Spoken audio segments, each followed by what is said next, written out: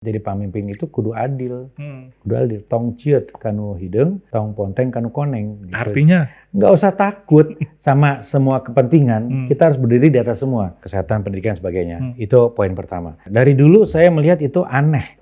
Nggak bisa itu. Ya undang-undangnya salah. Harus direvisi. Kewenangan untuk SMA harus kembali lagi ke kota kabupaten. Apapun yang terjadi saya nggak akan pernah pindah partai. Bagi saya pindah partai itu seperti pindah agama. Sistem yang sekarang nggak mendukung. Oke. Ya karena kan kita bisa kawin paksa, karena ada thresholdnya. Jadi saya setuju kalau threshold pencalonan kepala daerah itu diturunkan. Nah kalau nggak seperti itu nggak usah ada wakil menurut saya. Ada 3 tas nih yang ingin kalau misalkan pengen maju dalam politik. Ada kualitas, elektabilitas, isi tas.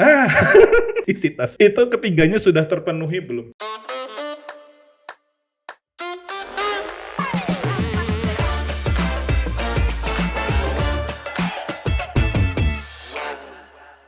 Halo semuanya, kembali berjumpa di podcast Tirto.id. For your politics, yang muda yang berpolitik. Ini saya Irfan Amin sebagai host di sini ingin sekaligus melaunching atau memberikan satu nuansa baru saat ini For your politics.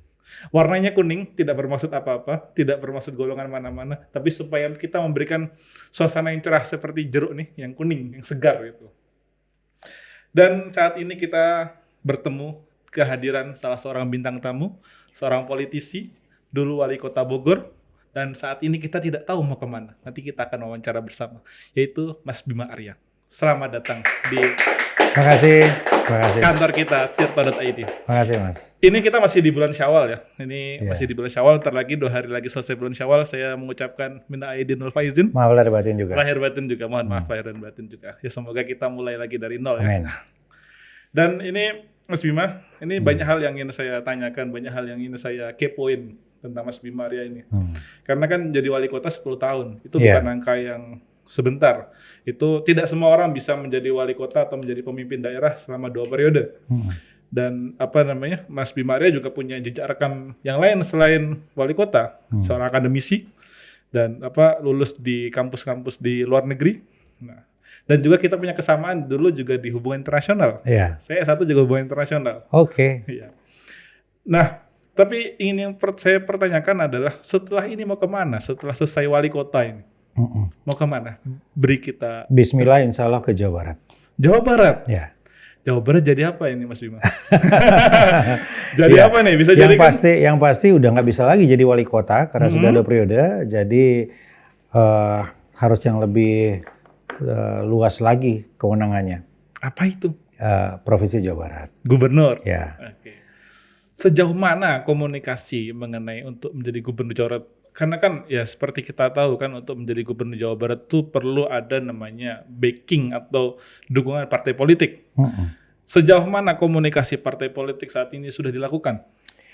Ada 2 hal yang saling mempengaruhi ya. Yang pertama itu adalah survei atau elektabilitas. Oke.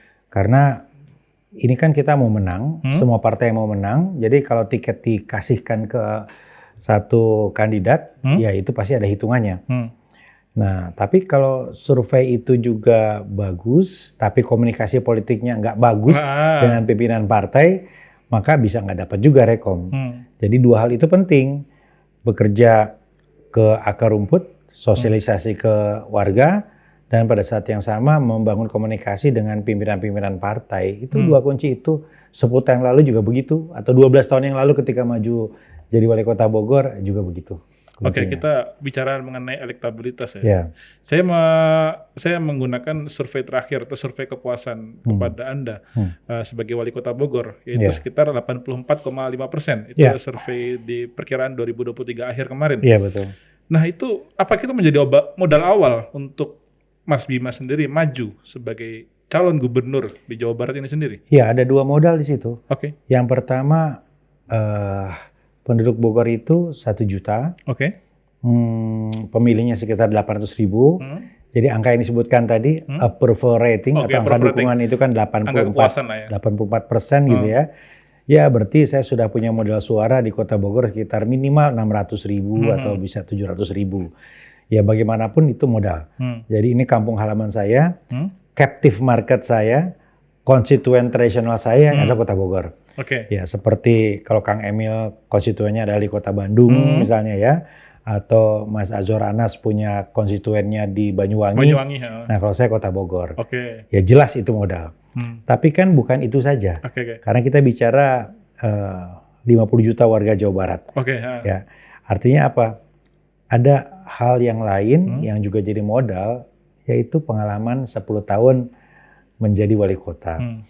10 tahun yang penuh dengan pembelajaran. Saya belajar mendesain program, merencanakan program, dan melakukan banyak hal yang nggak ada di buku-buku teks politik. Oke. Ya, harus komunikasi dengan tentara, dengan polisi, dengan kejaksaan, dengan pengadilan.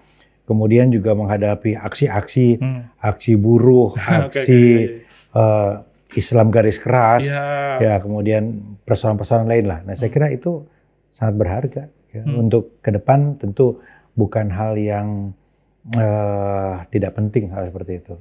Oke. Tadi kan kepada akar rumput ya. Kepada partai politik sendiri kan kalau misalkan saya dengar nih, saya baca dan ngobrol-ngobrol sedikit lah dengan teman-teman PAN. Ada Mbak Desi Ratnasari di situ yang akan juga diusung untuk ke Gubernur Jawa Barat. Belum secara resmi, masih bakal-bakalan ini.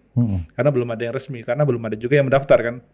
Nah itu gimana dong? Berarti ada duet maut ini antara Mas Bima sama Mbak Desi Ratnasari di Jawa Barat ini. Betul sekali. Jadi Ketua Umum PAN, Bang Zul itu kan menyebutkan 2 nama. Oke. Bima Arya, Desi Ratnasari. Ya artinya apa? Tergantung nanti 2 hal yang saya sebutkan tadi. Surveinya gimana, komunikasi politiknya gimana. Siapa yang nanti surveinya bagus, dan siapa yang nanti dipinang oleh koalisi, itulah yang akan mendapatkan tiket partai. Jadi saya setuju bahwa di fase ini partai belum definitif 1 nama, partai masih 2 nama. Nanti silahkan diundang Teh Desi ke sini untuk juga bisa dapat gambaran lebih ya. Terlepas dari saat ini Teh Desi punya skenario apa, tapi ujung-ujungnya pasti itu kan ditentukan oleh kesepakatan koalisi. Ya kalau partainya nggak mau Bima Arya, maunya Desi Ratnasari, kalau kandidatnya maunya Desi Ratnasari, itu bisa mengalahkan usaha-usaha yang saya lakukan selama 1 atau 2 bulan ke depan. Itulah politik.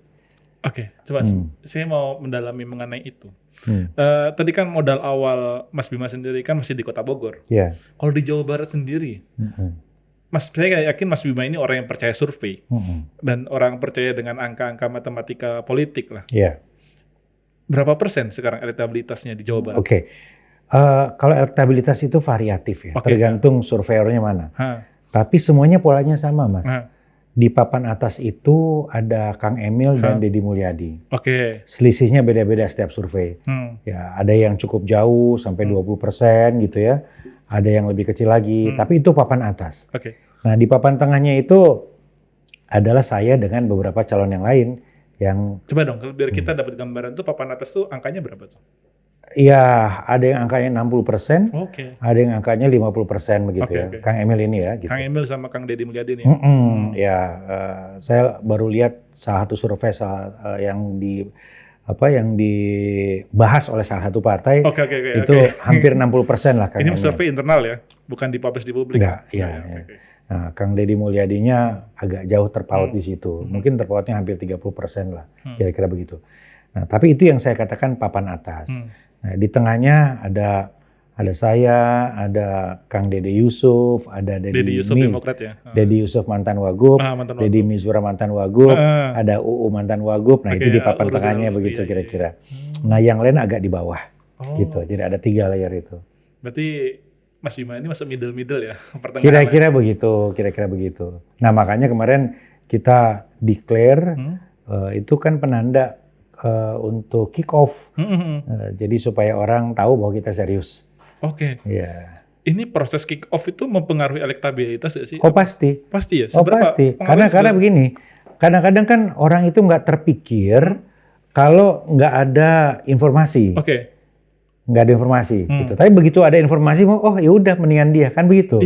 Nah, pernah juga ada saatnya Kang Emil itu surveinya agak turun. Tahun berapa itu yang? Iya tahun lalu, ketika orang Oke. nggak menyangka Kang Emil akan maju lagi di Jawa Barat. Oh iya. Jadi sudah nggak ada di top of mind Pikiran orang. pertama. Oh mungkin Kang Emil jadi menteri kan gitu, atau mungkin Kang Emil ke Jakarta. Iya. Nah ketika nggak ada di top of mind itu makanya agak drop. Oke. Nah tapi ketika orang ingat selalu maka akan jadi pilihan. Oke. Nah itulah kenapa kita perlu menyatakan secara tegas dan bahkan declare.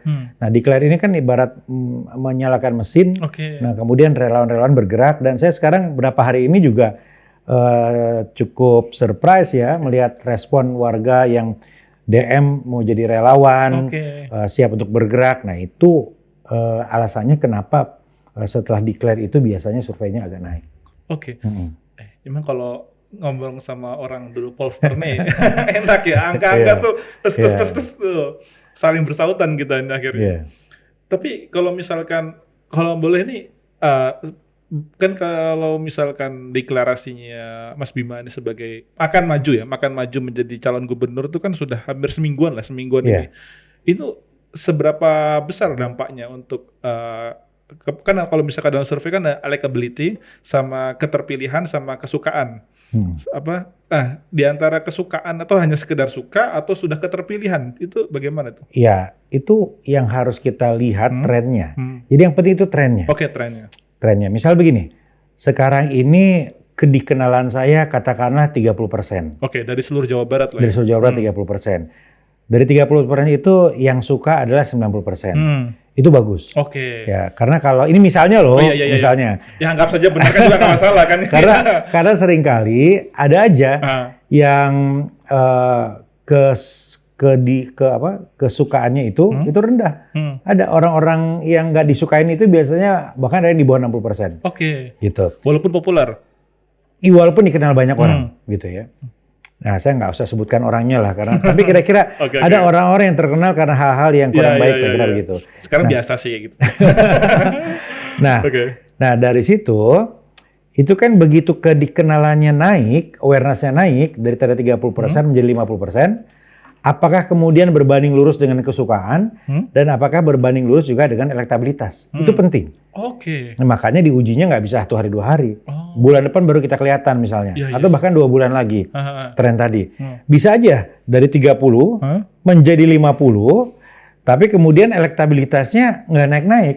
Berarti orang cukup tahu, oh itu Bima Arya. Tapi kemudian cukup tahu aja sih. Cukup tahu aja gitu. Nah itu PR-nya. Strateginya harus pas. Berarti mengubah orang jadi tahu menjadi suka tuh. Iya. Sebetulnya tahapannya lebih berat lagi ya. Menjadi tahu juga nggak mudah loh. Ya nggak cukup kadang-kadang dengan pasang billboard. Sekedar joget pan tuh nggak cukup. Ya tergantung. Tergantung. Jadi untuk tahu, kemudian disukai dan dipilih itu tahapan-tahapan yang tidak mudah. Nah, boleh ceritain itu kan kemarin kick off. Nah, sekarang ada tahapan-tahapan seperti itu. Gimana tuh ceritanya? Coba di lapangan tuh ngapain aja? Kan karena sekarang sudah nggak jadi wali kota. Otomatis kan untuk menjadi vote getter untuk melakukan kebijakan-kebijakan, unjuk kebijakan itu kan sudah nggak bisa berarti sekarang kan hanya sebagai warga biasa. Sama-sama kita nih Mas Bima. Nah, itu gimana caranya berarti? Yang pasti harus gerilya di udara dan di darat. Ya, ini sekarang kan kita lagi bergerilya di udara. Ya, kan akan banyak ya viewers dari podcast Tirto ini yang kemudian juga menyimak gitu dan menimbang gitu. Ini penting buat saya karena bukan hanya soal dia mau nyalon, bukan. Tapi dia bawa apa? Bedanya apa? Kang Bima dengan yang lain. Itu penting. Jadi di fase ini saya agak serius berbicara soal gagasan, tawaran, ya bukan hanya orang sekedar tahu ini wujudnya gitu, tapi apa yang dibawa untuk Jawa Barat supaya orang bisa nyantol gitu. Itu di udaranya. Ya di daratnya Jawa Barat ini kan luas, 50 juta dengan 27 kota kabupaten. Betul. Nggak mungkin semua. Penentuan tiketnya kan di bulan Agustus. Betul. Pendaftaran kita ke KPU. Mungkin partai akan bersepakat di bulan Juli.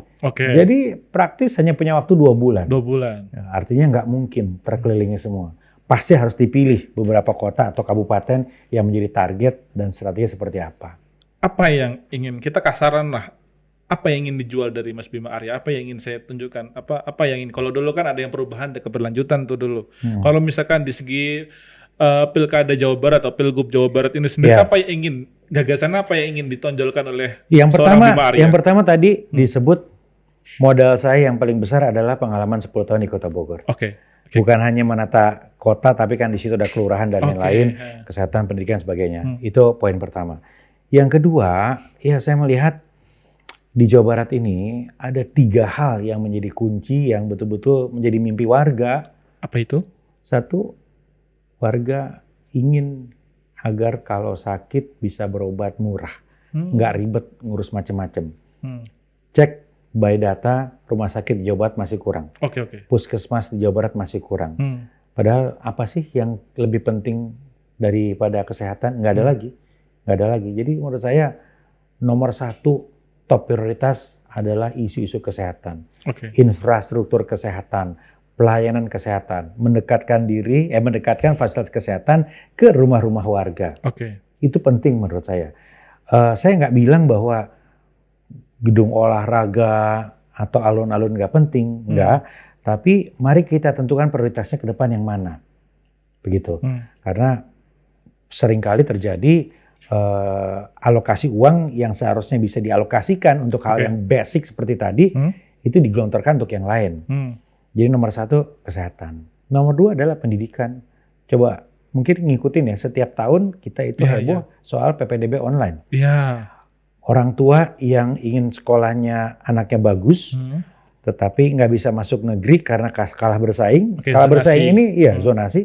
Nah, kalah bersaing ini seringkali karena faktor-faktor yang sifatnya manipulatif. Ya, karena ada yang memasukkan kartu penduduk, ada yang pura-pura kos di situ dan sebagainya gitu. Kenapa zonasi ini nggak jalan? Karena gedung sekolahnya nggak rata. Belum lengkap. Nggak seimbang ya, akan terus seperti itu. Kita perlu lebih banyak lagi SD, SMP, SMA di seluruh Jawa Barat. Nah, tinggal dihitung aja mana yang bisa dicukupi pakai dana kabupaten kota, mana yang provinsi, mana yang bisa bantuan dari pemerintah pusat. Itu yang kedua. Yang ketiga adalah apalagi kalau bukan lapangan pekerjaan, apalagi kalau bukan usaha, gitu ya. Usaha. Banyak cara dengan memaksimalkan potensi Jawa Barat, alam Jawa Barat yang luar biasa. Pariwisata Jawa Barat yang keren, dicantumkan dan UMKM dan lain-lain, banyak sekali gitu. Betul. Kalau misalkan ini saya melihat gini ya, Jawa Barat itu sangat luas. Ada Jawa Barat Pantura, ada Jawa Barat yang ke arah Jakarta, ada Jawa Barat Parahyangan. Itu kan, mohon maaf ya, dengan keterbatasan ilmu saya melihat itu ada perbedaan dari segi kultur. Pasti secara kebijakan pasti beda. Dan Mas Bima sendiri kan dulu Bogor yang metropolitan lah, kota Bogor. Itu gimana pengalaman 10 tahun mau dibawa ke seluruh Jawa Barat yang berbeda-beda? Kan gini, bedanya wali kota, bupati, dan gubernur adalah gubernur itu tidak punya wilayah. Nggak bisa saya seperti wali kota Bogor, ya tiba-tiba memberhentikan lurah, memberhentikan wali kota atau bupati, nggak bisa. Nggak bisa juga tiba-tiba saya belusukan, tunjuk-tunjuk di situ, nggak bisa. Jadi gubernur itu fungsinya adalah koordinatif. Fungsinya lebih kepada memfasilitasi. Nah, karena itu kan kita bisa pemetaan masing-masing ya. Teman-teman kepala daerah wilayah Priangan, wilayah Pantura, semuanya kan udah tahu apa yang dibutuhkan, apa yang menjadi isu utama. Ya, tinggal yang penting adalah gubernur itu bisa duduk bersama-sama dan semua kepala daerah itu untuk mendesain sama-sama kebijakan dan menyepakati mana yang harus jadi prioritas itu. Jadi nggak seperti wali kota bupati yang harus tahu semuanya, menentukan semuanya, anggaran semuanya, enggak. Ini kan ada 27 wali kota bupati yang memang sudah punya program juga di situ. Yang penting adalah komunikasi dan bisa ngobrol sama mereka. Dan ini saya juga memperhatikan ya, tidak hanya di Jawa Barat, di semua wilayah kecuali DKI Jakarta, koordinasi gubernur dengan bupati atau wali kota tuh kadang agak miss ya. Maksudnya ya kadang-kadang tuh ya kita sebutlah sebagai konflik lah ya, ada konflik kepentingan di situ. Kadang-kadang apa yang diinstruksikan oleh gubernur tidak sampaikan oleh bupati atau wali kota setempat. Ya mungkin dulu Mas Bima juga sempat mengalami hal itu serupa. Ya, saya mengalami 3 gubernur Jakarta dan 2 gubernur Jawa Barat. Mengalami koordinasi dengan Ahok, dengan Mas Anies, dan juga sekarang dengan Pak PJ Pak Budi ya Hartono. Di Jawa Barat mengalami di masa-masa Kang Aher, Kang Emil, 3 dengan satu lagi Pak B yang sekarang gitu. Masing-masing punya gaya yang berbeda. Ya, tapi dari semua itu saya lihat kata kuncinya adalah harus punya komitmen lebih kuat lagi untuk duduk dan sama-sama menyepakati mana yang menjadi prioritas. Itu. semudah itu. Itu nggak mudah. Nggak mudah, itu yang justru susah. Saya tuh membayangkan susah. Karena gini, tadi betul, seringkali ada faktor perbedaan orientasi politik. Ya. Oh ini partainya beda, ini partai beda gitu. Makanya kemarin ketika deklarasi, saya bilang gubernur itu jadi pemimpin itu kudu adil. Kudu adil. Tong ciut kanu hidung, tong ponteng kanu koneng. Gitu. Artinya? Nggak usah takut sama semua kepentingan, kita harus berdiri di atas semua. Dan selama 10 tahun di Bogor, itulah yang saya tunjukkan. Nggak ada disetir oleh kepentingan partai, kepentingan kelompok, nggak ada itu. Kita di atas semua, mau isu apapun di atas semua. Nah di Jawa Barat pun begitu, APBD itu harus digelontorkan untuk kepentingan yang banyak. Nggak boleh juga kemudian menjadi kendala ketika berkomunikasi dengan wali kota bupati, mentang-mentang warnanya beda, kemudian dana ke sana lebih sedikit, ya enggak lah gitu. Itu apa namanya? Karena kan misalkan sekolah nih, contoh sekolah ya, SMA itu kan provinsi, SD, SMP, kabupaten sama kota. Itu kan sudah kadang-kadang sudah beda kebijakan. Provinsi tidak bisa sewenang-wenang ngatur. Nah itu harus dikoreksi. Ya dari dulu saya melihat itu aneh, nggak bisa itu. Ya undang-undangnya salah, harus direvisi. Kewenangan untuk SMA harus kembali lagi ke kota kabupaten. Terlalu jauh rentang kontrolnya, koordinasinya. Masa urusan tawuran itu langsung harus nunggu provinsi dulu. Ya untuk rotasi kepala sekolah rumit rentangnya, nggak bisa. Nggak bisa. Harus dikembalikan lagi ke kota kabupaten. Tapi itu perlu nanti DPR yang baru lah. Dan itu salah satu contoh lah ya. Banyak lagi hal-hal rumit lain antar kedinasan. Ini tadi kita sudah visi misi dan ini Pak bagaimana Jawa Barat gambarannya. Saya ingin kembali ke PAN lagi deh. Partai asal dari Mas Bima Arya. Kalau misalkan nih kita obrolan warung kopi dengan teman-teman yang ingin nyalon tuh, ada 3 tas nih yang ingin kalau misalkan pengen maju dalam politik, ada kualitas, elektabilitas, isi tas. Isi tas. Itu ketiganya sudah terpenuhi belum? Secara kualitas anggaplah sudah, elektabilitas tadi sudah jelaskan. Isi tas itu bagaimana? Semua serba relatif, tergantung pada konteks politiknya. Ya artinya ya saat ini kebutuhan isi tas itu berbeda ketika nanti sudah mendapatkan tiket partai gitu. Jadi nggak bisa gitu ya. Tapi kan semua sudah dihitung. Semua sudah dihitung. Jadi target saya dalam 2 bulan apa, kebutuhannya berapa, ya cukuplah gitu ya. Banyak pihak yang membantu saya gitu. Untuk urusan isi tas tadi. Nah, tapi bab berikutnya itu kan nanti tergantung konteks saat itu. Ketika sudah mendapatkan tiket, ya seperti apa, berkoalisi dengan siapa. Nah, kebutuhannya pun kan berbeda-beda gitu. Kalau sekarang PAN itu di DPR di Jawa Barat 7 kursi. 7 kursi, berarti masih sekitar 10. Kalau kita perlu 24. 24 kursi lagi? Enggak, kita semuanya harus per 24. 24 berarti 17-an kursi lagi. Kira-kira begitu. Wah, itu cukup susah itu untuk bangun komunikasi. Iya, 1 atau 2 partai lagi. 1 atau 2 partai lagi. Ya. Tapi begini, pengalaman di Kota Bogor ya itu ada hal lain yang menentukan, bukan hanya sekedar jumlah kursi. PAN di Kota Bogor itu dulu cuma 3 kursi. Gitu. Tapi saya bisa mendapatkan 4 atau 5 dukungan 5 partai. Kenapa? Karena surveinya tinggi. Gitu. Jadi ada faktor lain selain itu, ya selain jumlah kursi tadi, yaitu elektabilitas di survei. Berarti Mas Bima ini sudah pasti koalisi dengan partai lain. Udah pasti, nggak ada yang bisa sendiri. Gerindra harus join, Golkar PKS harus juga gabung, semua nggak ada yang bisa sendiri. Ya.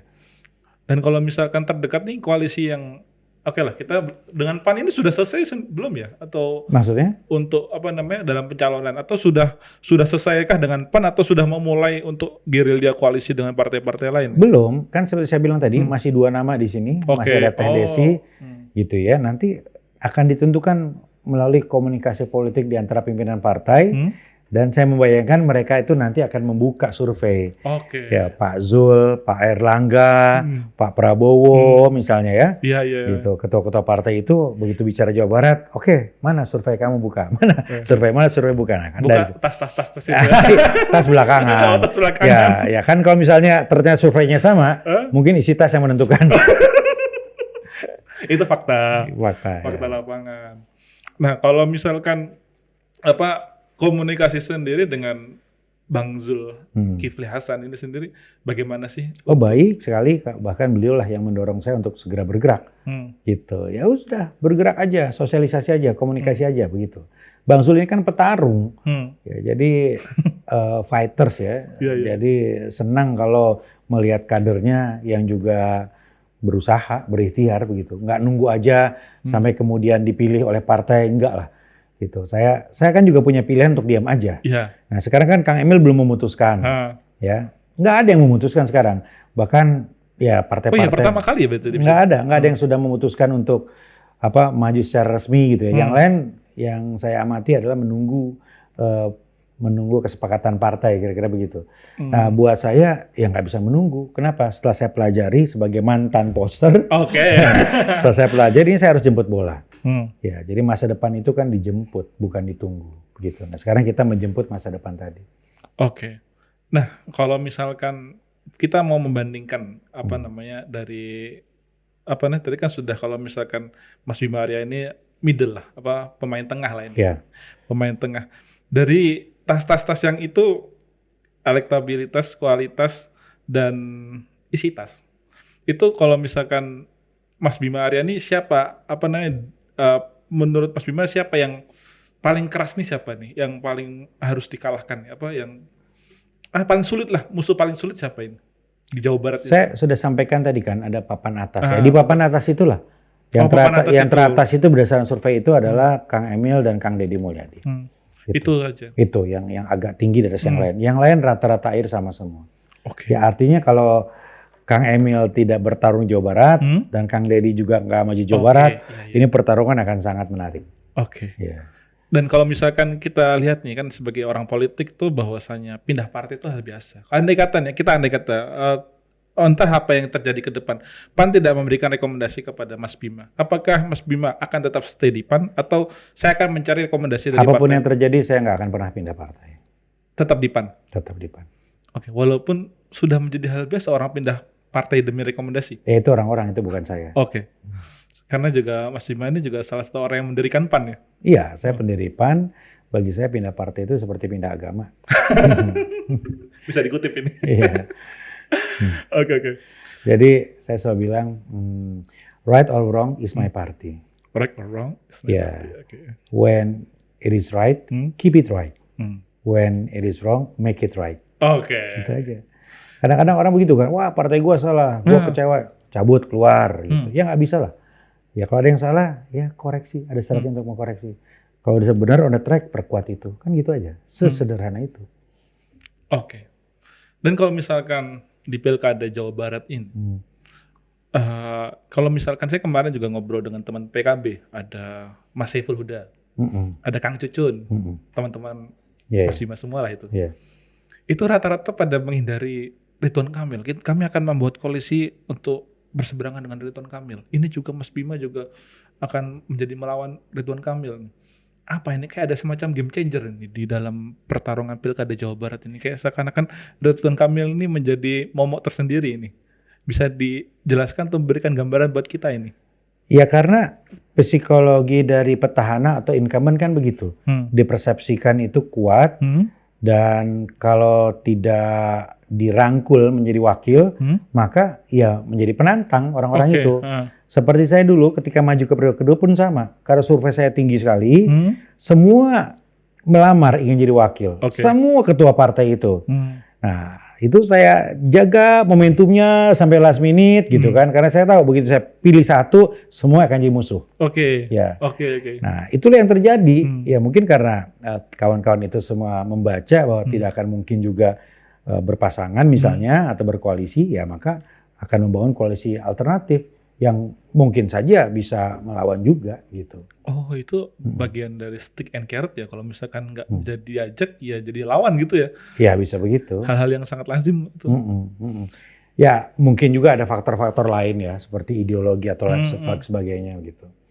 Dan kalau misalkan di pembicaraan dalam mencari kursi untuk maju sebagai calon ini, sudah ada pembicaraan mengenai calon wakil belum, Mas? Nggak ada. Saya fokus dulu untuk menawarkan gagasan, mengenalkan diri, dan berkomunikasi dengan para pemilih atau warga di Jabar ini. kita akan fokus dulu di situ.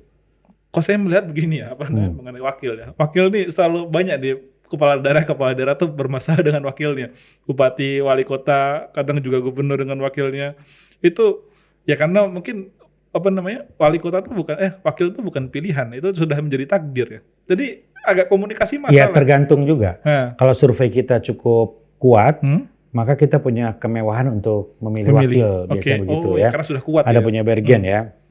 Ya, tapi kalau survei kita biasa-biasa saja, maka lebih banyak akan dipengaruhi oleh partai-partai untuk menentukan wakil. Gitu.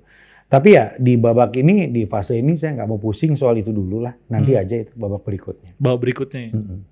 Oke. Dan kalau misalkan di partai-partai di Jawa Barat ini sendiri, ya kan kalau misalkan kita lihat kan yang kuat-kuat ya semacam PKS, teman-teman Gerindra, itu sudah ada komunikasi dengan para ketua-ketua? Akan, ya kemarin saya komunikasi dengan Kang Ono, ketua PD Perjuangan gitu. Janjian lah kita mau atur waktu. Nanti ya dengan Kang Aceh Golkar gitu ya, dengan teman-teman dari Gerindra pasti akan komunikasi. Karena partai memandatkan saya untuk membangun itu. Oke. Dan ini kita belajar dari Pileg 2024 kemarin. Salah satunya adalah biaya ongkos politik. Political cost-nya itu sangat mahal. Ini sudah menjadi pengetahuan umum ya. Kita tidak bicara sebagai hal yang tabu lagi. Sudah menjadi semua podcast, semua pemberitaan caleg-caleg pada ngomong, saya habis sekian ini, dan banyak rata-rata yang saya temui dan menang, itu rata-rata di atas 10 miliar habisnya. Ini Mas Bima bagaimana melihatnya untuk Pilkada Jawa Barat? Ini saya melihatnya, saya merasakan sih tidak akan jauh beda, ongkos politik akan mahal sekali. Ini gimana pendapatnya Mas? Ya, saya berpikir satu babak ke babak yang lainnya. Ya, babak ini adalah babak awal, sosialisasi gitu ya. Ujungnya nanti akan bisa berbeda ya kebutuhannya seperti yang saya bilang tadi. Kalau dapat tiket nanti kebutuhannya berapa, kalau dapat tiket dengan berapa partai akan beda gitu. Jadi saya lagi-lagi nggak mau pusing soal itu. Udahlah kita fight dulu dengan hitung-hitungan yang ada sekarang untuk 2 bulan ke depan gitu. Nah kemudian setelah itu ya kita fight, kita ikhtiar. Tapi saya selalu yakin bahwa uang memang penting, tapi bukan yang terpenting. Pengalaman saya di Bogor seperti itu. Yang lebih menentukan lagi banyak ya. Soal strategi itu menentukan, soal doa juga menentukan. Ya, amin. Ya di atas kertas waktu itu saya nggak punya apa-apa di 2012-2013. Ya, tapi kemudian banyak yang bantu juga untuk kemudian menang 2 periode gitu. Saya kira di Jawa Barat juga sama.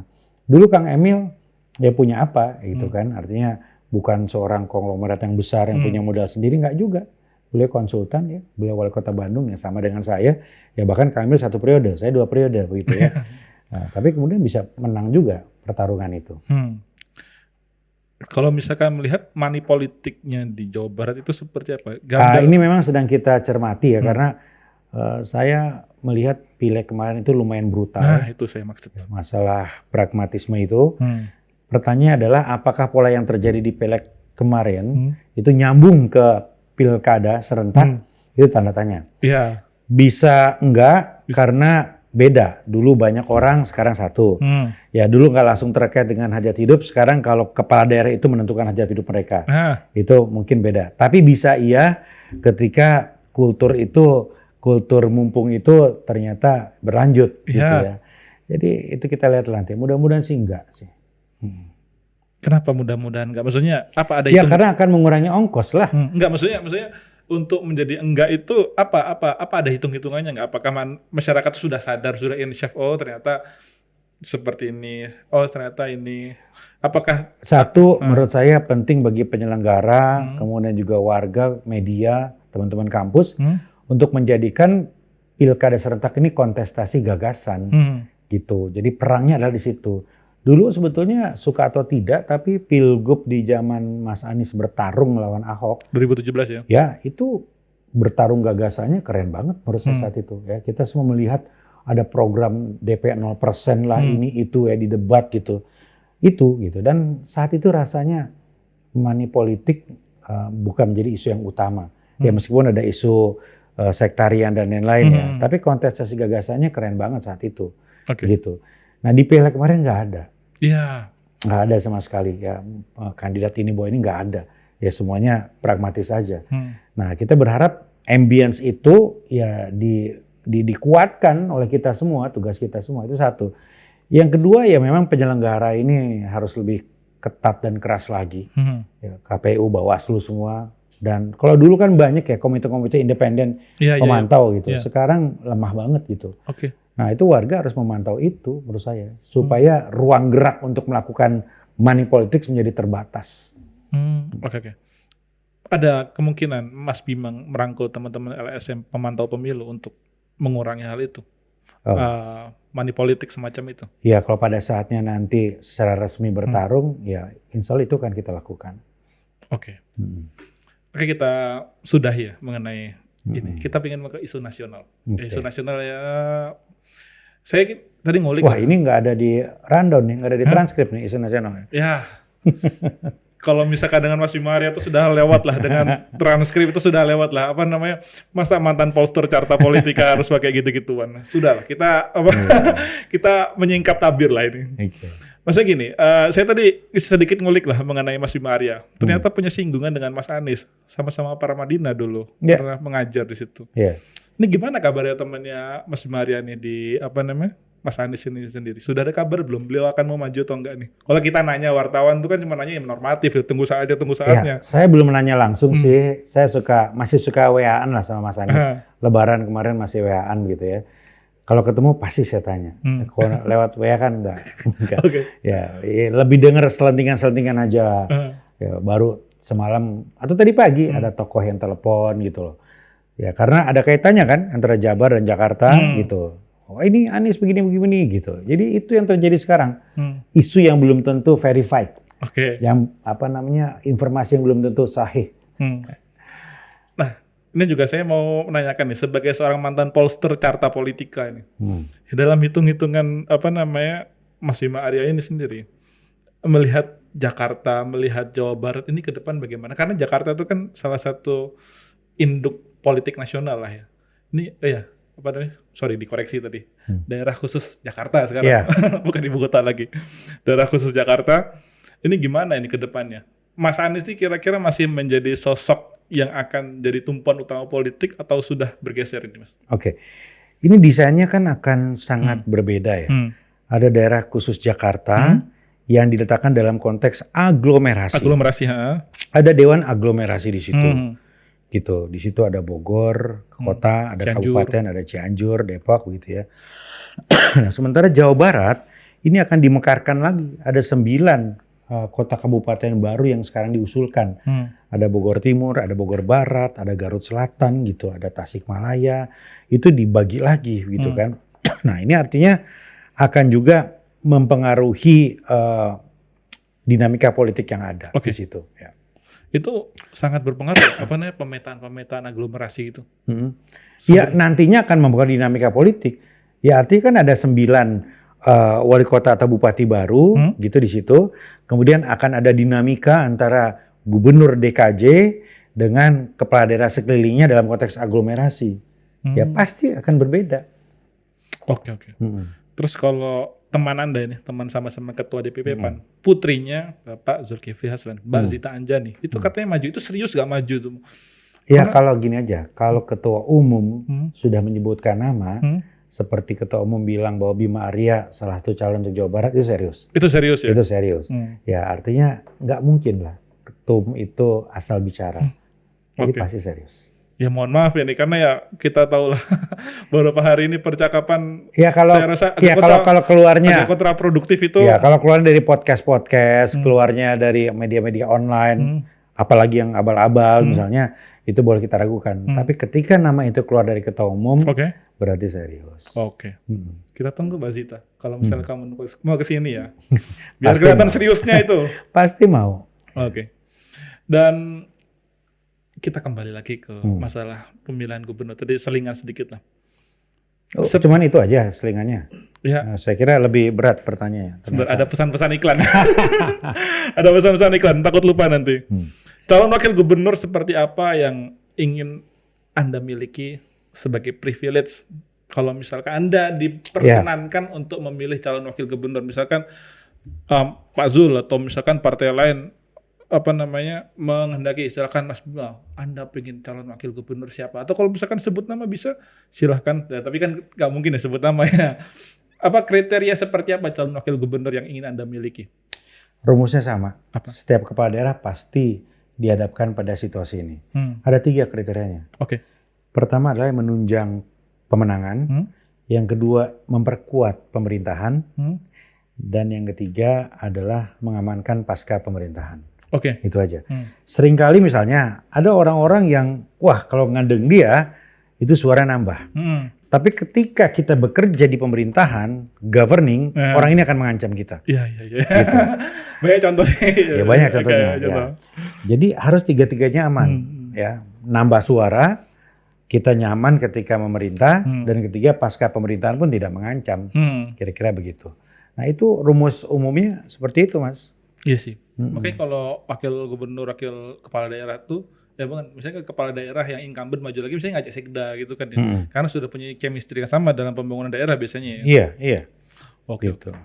Dan kalau misalkan dalam ini kemarin juga sempat menjadi perdebatan di teman-teman DPR, fungsi wakil itu kadang-kadang perlu nggak sih itu Karena kan kalau wakil itu tidak bisa bertugas kecuali difungsikan oleh si kepala daerah itu sendiri, tidak bisa menandatangani, tidak bisa kadang-kadang bahkan ada di kemarin kasus. Makanya wakil itu betul sekali kesimpulannya, berfungsi sejauh difungsikan. Ya. Bisa difungsikan kalau memiliki chemistry. Memiliki chemistry kalau punya keleluasan memilih.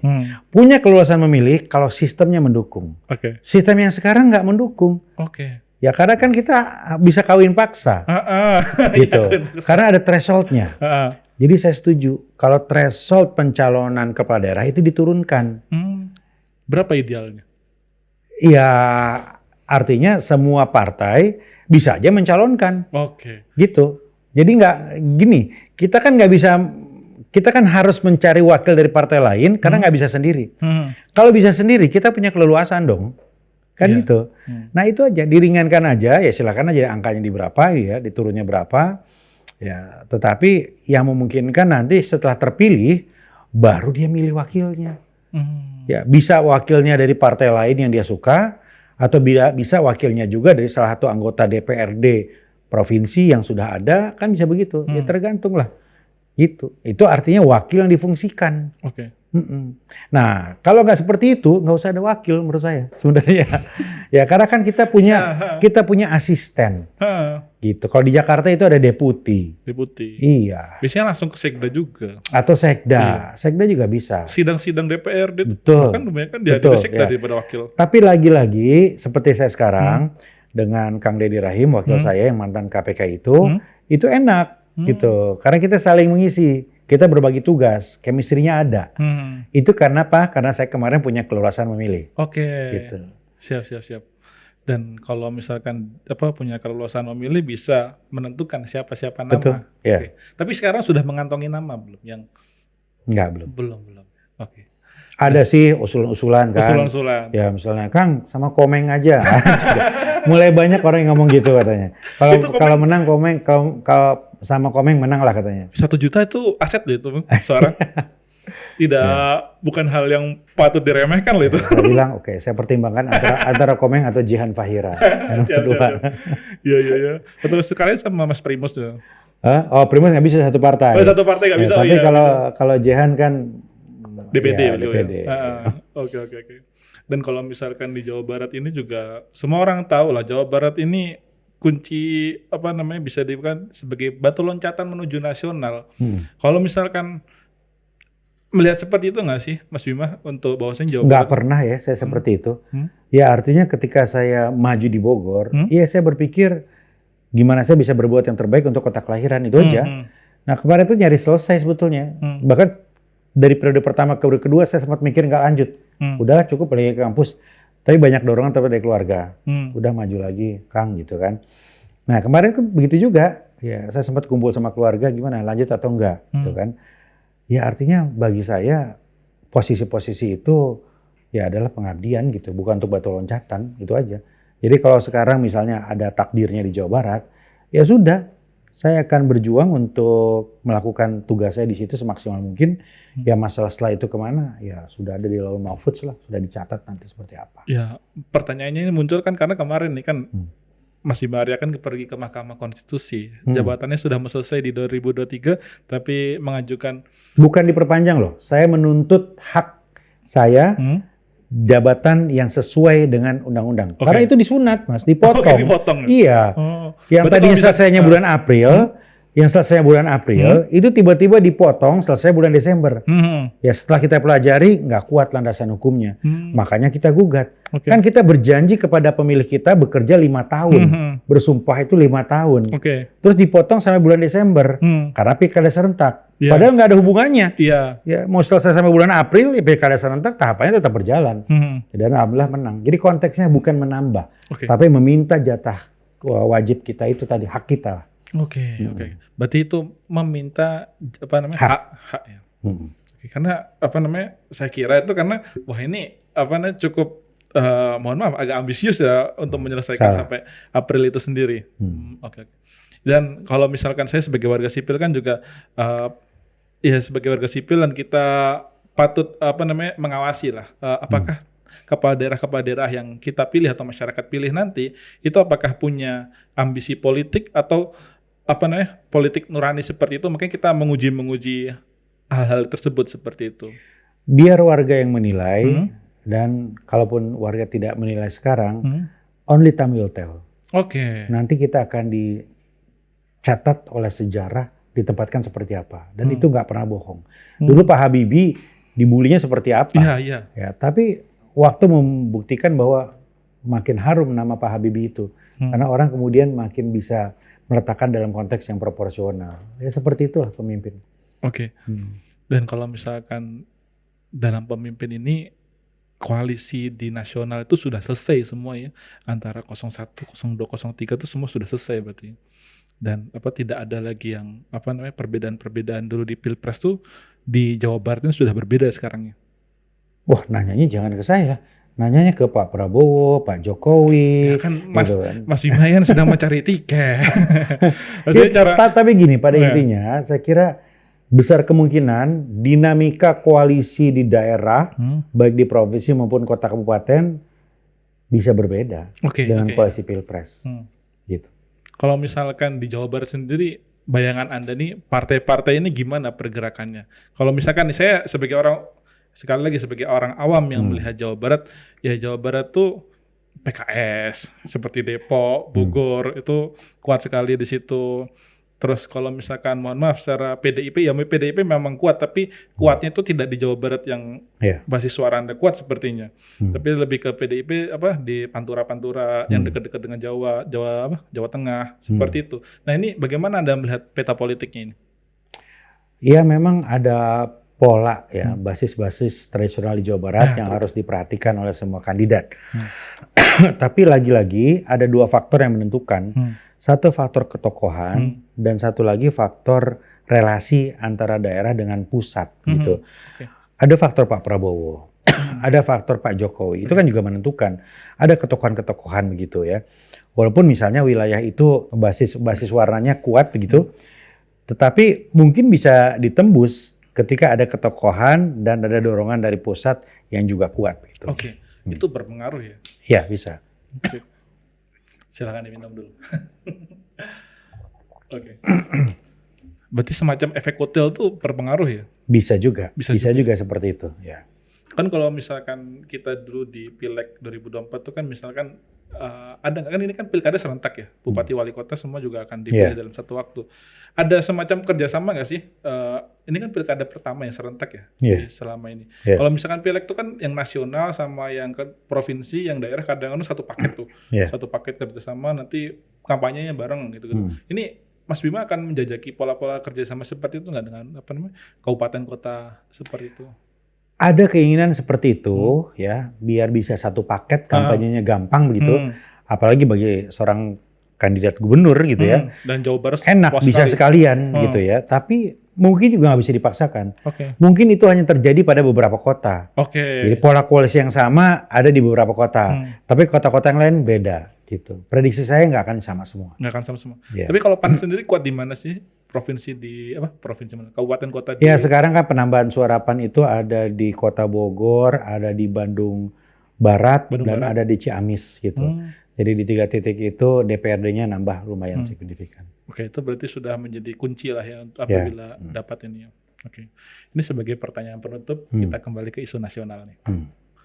Kalau misalkan Mas Bima Arya, misalkan ini, ya, tapi kita harapan yang terbaik lah, tidak terpilih menjadi calon gubernur Jawa Barat dan tiket PAN diserahkan kepada pihak lain, apa rencananya? Saya akan kembali ke kampus dan punya podcast sendiri. Gampang, iya santai aja. Kampusnya mana ini? Bisa ke Paramadina, bisa kembali ke Paramadina lagi. Saya nggak sabar juga pengen kembali nulis buku, buat riset, ngajar, dan mungkin berproses untuk guru besar. Oke, S3 ya? Sama menariknya buat saya. S3 ya? Iya. Bukan menjadi menteri ini yang karena Eko Patrio saja. Menteri itu nggak bisa jadi cita-cita lah.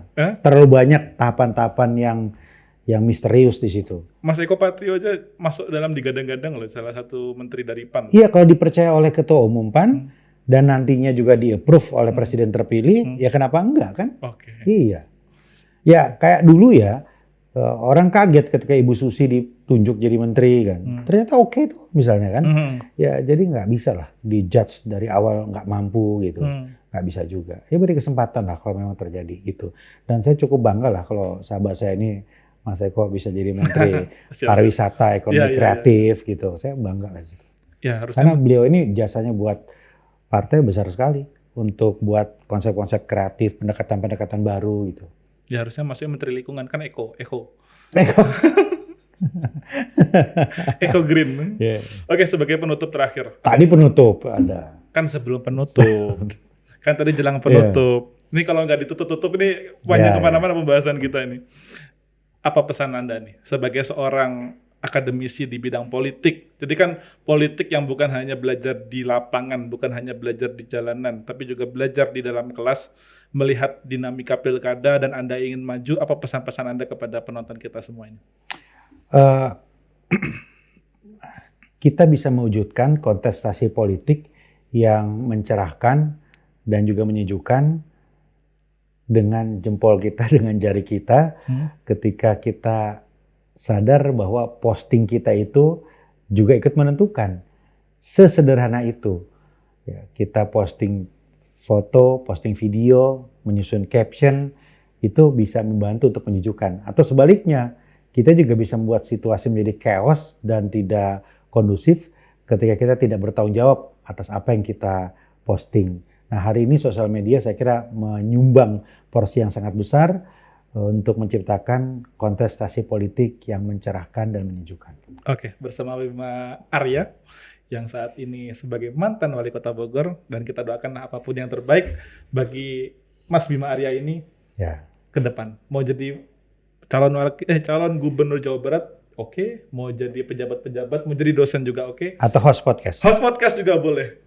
Kita tunggu ke depannya bagaimana. Terima kasih Mas Bima Arya. Kita saksikan terus For Your Politics di podcasttirto.id. Sampai jumpa. Thank you.